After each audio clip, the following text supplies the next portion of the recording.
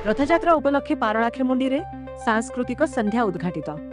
पारलाखेमुंडी रे रथयात्रा पालन अवसर जिला प्रशासन और जिला सांस्कृतिक परिषदर मिलित आनुकूल्य रे जगन्नाथ मंदिर प्रांगण रे 5 दिनिया सांस्कृतिक कार्यक्रम शुभारंभ होईछि।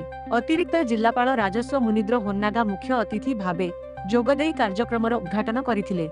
अन्यमानंक मध्यरे पृथ्वीराज मंडल, पूर्णचंद्र महापात्र, विनोद चंद्र जेना, गुरु रघुनाथ पात्र, नृसिंह चरण पट्टनायक, विचित्रानंद बेबर्ता और जिला संस्कृति अधिकारी अर्चना कुमारी मंगराज उपस्थित थिले।